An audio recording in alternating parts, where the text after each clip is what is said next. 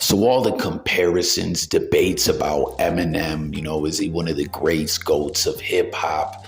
Where does he belong in the hip hop rating system? Is he respected amongst his peers, other dope MCs out there? And just all these narratives, they can get old, played out.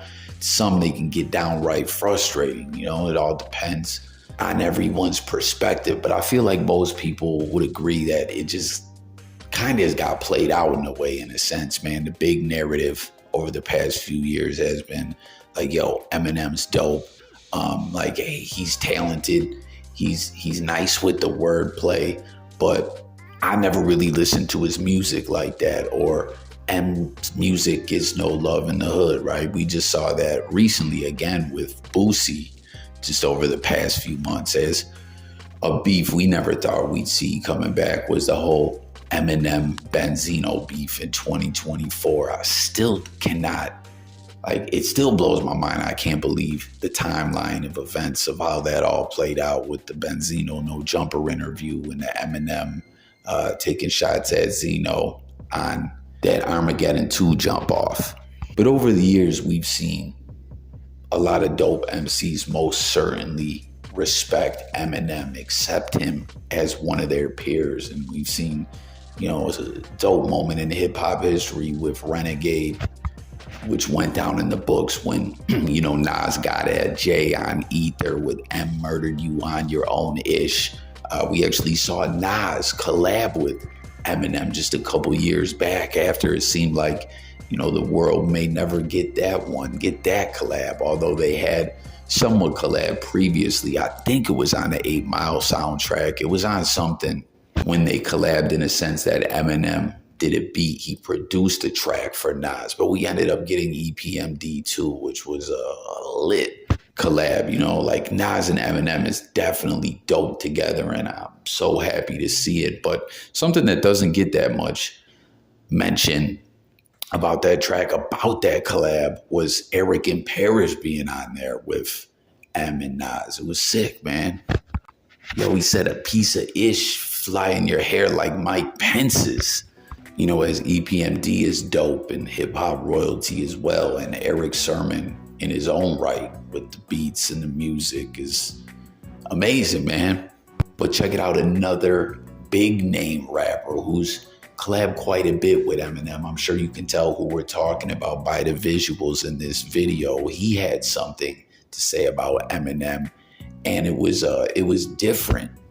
It was different than the typical ways that we're speaking of, that his name always gets brought up in kind of the same old, somewhat different narratives. And it was a powerful statement, and a very intriguing one, I might add. Eminem is the truth, bro.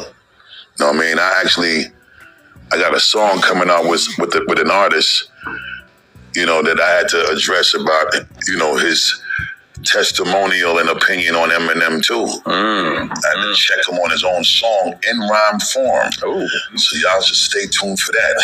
I'm a huge fan of the artist that I made the record with. But the beautiful thing is, what makes these moments special is when you could be honest on these records, and we ain't got a front. So don't put yourself in a situation and then ask me to rhyme with you, because I'm going to check you and you can't argue with me, because I'm the fucking elder statesman and the timeless great. So how about that, man? Busta Bus. You heard him. He's a statesman of hip hop. And I got to say personally, man, M and Bus, when they collab, was that I'll Hurt You joint was lit. You see the blogosphere riddled with reactions to that one. But Calm Down is another one or the one I'd say the most that people react to. Like, yo, this track is just insane with Eminem and Busta Rhymes going back and forth. And let's not forget the joint that I got the visuals for. That was a pretty lit moment in hip hop history when Touch It, Pause. We gotta add pause these days, especially with the wild ish in the news, man. It's like we're saying pause more than ever now. This is the Pause Olympics as of late. But Touch It was such a fire track. And who'd you have on there? Papoose, DMX, Rod Digger, who actually go back in time. She has a connection to Eminem. They were both, in a sense, members of the same group or collective with the Outsiders, man, going back to Jersey, which is a story we heard more about a couple years back when the whole As Is Eminem thing kicked off. Shout out As Is, even though people, he's one of the most hated individuals in the history of the blogosphere. I respect dude.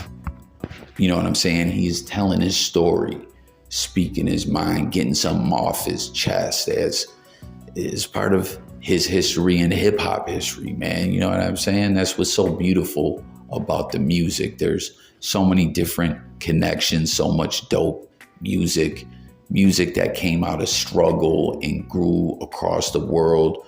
Just hit the 50-year milestone and there's no stopping. You know what I mean? Like, hip hop is one of the most powerful powers on this planet. Sonically, hell, physically, with the energy that it creates into a physical sense. Like, hip hop is dope, and like, it speaks to so many different people in so many different ways. But it was cool, you know what I'm saying? Because the Outsiders are dope, and they played a very important role in Eminem's, who he is today, and his coming of age in hip hop and in his life. And with that beef, or whatever you want to call it, hitting the blogosphere and speaking to the masses, it educated a lot more individuals who aren't just hip hop heads, and told them a story about Eminem's background and about other people who helped him get on in one way or another, or helped him become the rapper and person that he is today. And it just spread that story more to the masses, which I thought was lit. You know what I'm saying? Because certain things don't get around to everyone, you know what I mean? But a story like that, and when it hit in that time frame, it brought all that history back to the forefront in a major way.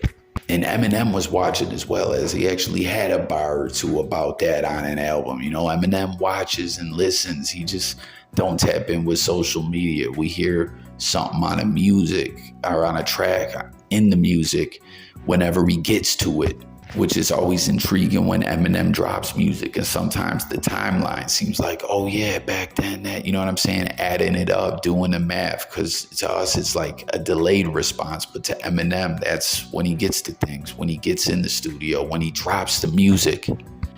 That's another lit, dope thing about the blogosphere and social media, that you never know when things can come back to the forefront. And, as I was saying at the top of that, when I went into this whole little segue there, Eminem and Rod Digger, both a part of the Outsiders in one capacity or another, and a part of Eminem's story and the story of hip hop and all that. Who else was on that? Papoose.